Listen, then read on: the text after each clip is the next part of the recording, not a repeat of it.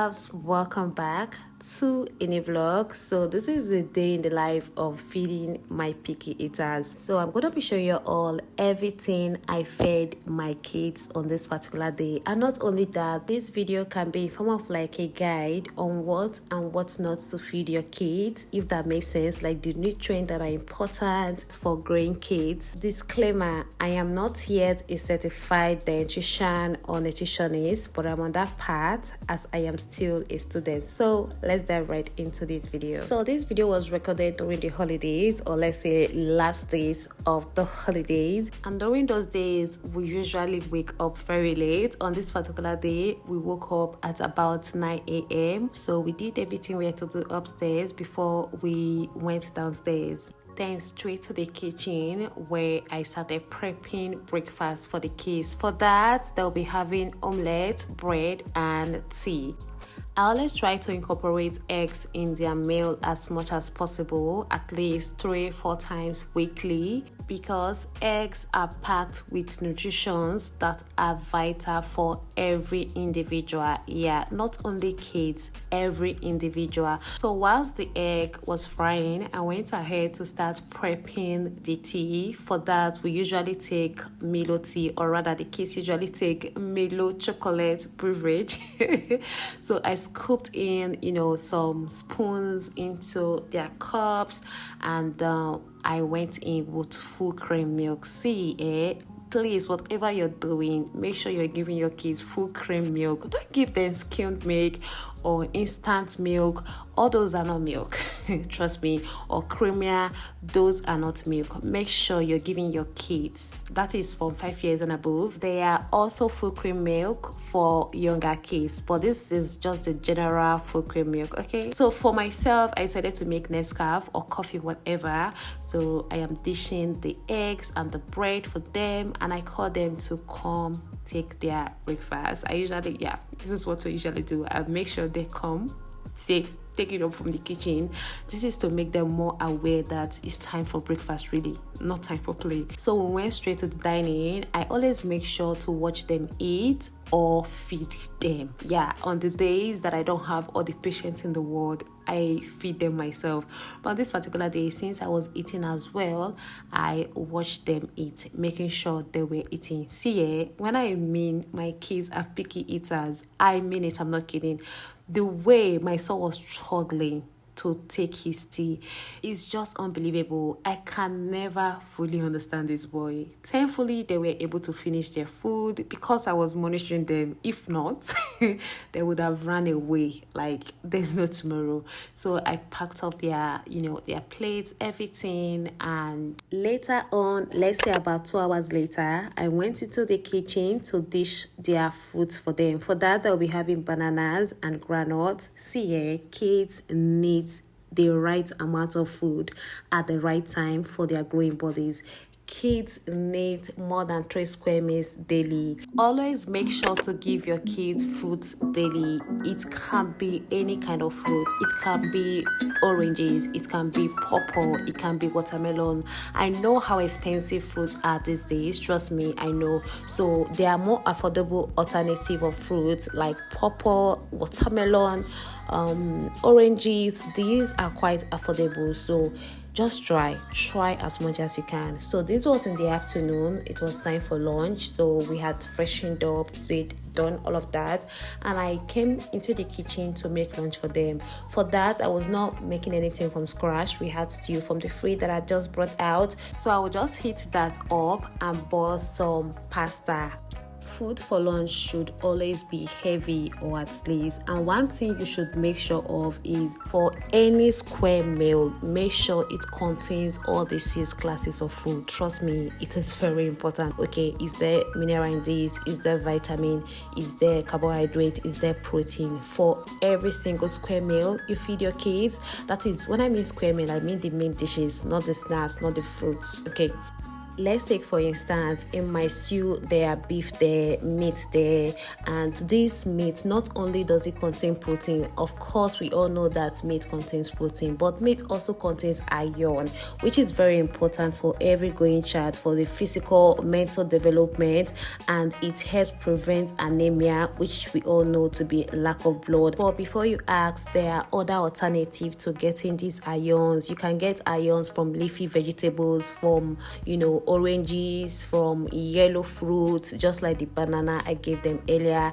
And still talking about the protein, aside from meat, you can get protein from even crayfish, you can get protein from fishes, you can get protein from eggs. So you have no excuses that, oh, I don't have meat in the stew, oh, I don't have eggs in the stew. There is crayfish. Okay, so make do with what you have available. The pasta there contains carbs, we all know that, contains carbohydrate, which is very important. It's a source of energy. There are other foods you can get carbs from, like rice, eba, you name it. There are loads of food out there you can get carbs from. Most of our Nigerian food are made with, they are mostly carbohydrates, so you have no problem in thinking what other alternative. The ingredients used in making this stew, like the tomatoes for instance, it contains a lot of nutrients. Like it contains proteins. Yes, tomatoes contains proteins. It contains vitamins like vitamin C.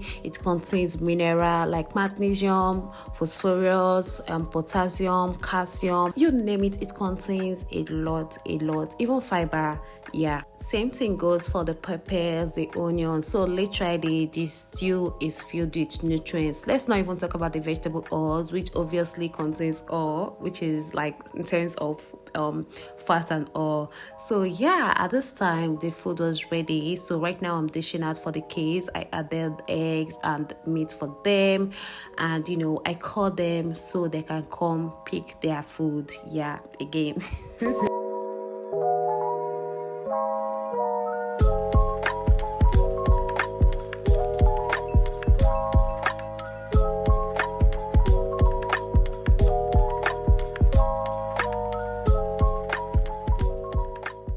So they were done with their food, and this is the leftover. They actually tried because the food was much. But why are they leftover meat and eggs? Why? This kids, eh? So now it's time for snacks number 2. Snacks number 1 was banana and granite or peanut, whichever one.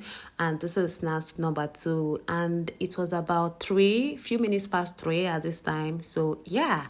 And this brings me to say that it is very important to give the kids something in between every main meal. It is very important to give the kids something to munch on, something to eat in between every main meal. And these can be snacks. It doesn't have to be unhealthy snacks. It can be healthy, it can be fruit, it can be vegetables. Kids are not adults that need only 3 square meals or even 2 square meals daily. Kids need food as much as possible because they are growing, they are developing. At this phase, they need all the nutrients they can get. So try to incorporate food in between their main meals. So for that, I'm giving my kids Cocoa Pops. They always enjoy these. Sometimes I give them cornflakes. Sometimes I give them Golden More. It can be any cereals available.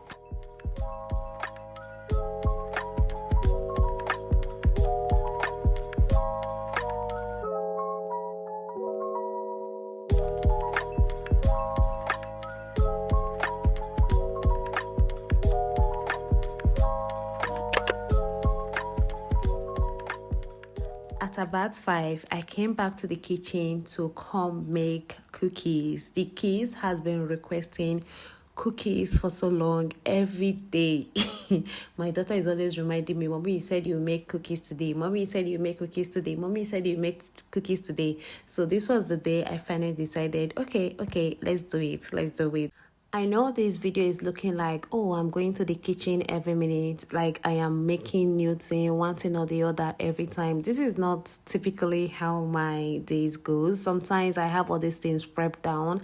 I just put them in the fridge, just like this cookie. I don't get to make cookies all the time, just once in a while. Like I make them in big batch and store them so that whenever they want cookies, I can go get this for them. For the other snacks, you all know they don't take time, like getting fruits, and making cocoa pops, cornflakes, godimo. They don't take no time at all, so that's no problem. Aside from the breakfast that I dedicate so much time to, for the lunch, sometimes I don't get to cook everything from scratch. Sometimes I have soup, I have stew in the freezer, so that goes a long way. I know this video is looking like I am doing so many things. I don't know what to say, but is actually not exactly like it is looking. Anywho, let's make the cookies. I'll be leaving the ingredients and their measurement on the screen. I can't get to start measuring all of them now as the video has gone by quite far, so just enjoy the process.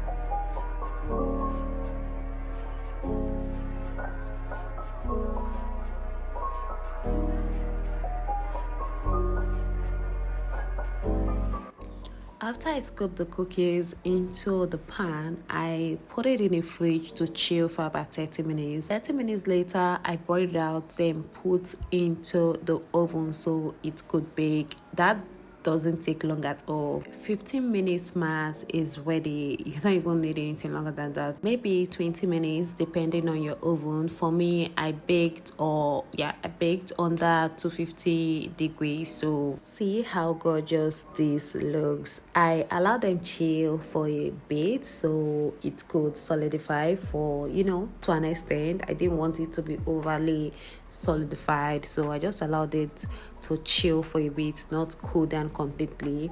Anyways, here's the thing about cookies, biscuit, yada yada yada. Being the fact that these are homemade, I don't know, I would have said it is on the healthier side, but then again, the ingredients used in making these things are almost all refined. We have the flour, which are refined. We have the sugar, both the brown sugar and the white sugar, they are refined. We have the butter, refined. Literally, I can't even say much about the nutrients that this contains. So this is almost like a cheat diet. Yeah, it is really. So I added ice cream to the kids' own. I invited them over to come get theirs and they loved it. You all know how kids are with these sweet stuff. They always enjoy it. So yeah, they finished theirs. They brought empty plates to me. What do you expect? What were you expecting? Yeah. Just about 30 minutes after, I came into the kitchen again to prep dinner, which technically was the last meal of the day. Look at the time. It was exactly 7 p.m. So I decided to heat up the soup. I brought out soup from the fridge earlier on, so I poured it into a pot and heated it. I made pado, Nigerian pounded yams are rich in dietary fiber, which is like home for probiotics bacteria, which strengthens digestion and boosts immune system. It can be substituted with eba, fufu, semo, you name it, likes of swallows, or you can even have rice, you can have beans. There are just many options to having dinner as long as it's healthy. And for the soup, on the other hand, it contains, just like our stew, it have all these ingredients that are nutritious, even though that excludes tomatoes. But there's pepper, there is onion, there is crayfish, meat, fish, all of that goodies. I fed the kids, we ate together, we cleared the plate, we finished everything, and thereafter we went upstairs so they can have their shower and go to bed. So this is us. After we get done, we had our shower, we look so fresh, we look so cute. And yeah, that brings us to the end of this video, guys. Let me know in the comment section, what do you think? Do you like it? Do you like this type of video? You want me to bring in more? And if you have any question pertaining to this video, nutrients or anything, do let me know in the comment section, and I will sure answer your all. So see you all in my next one. Bye.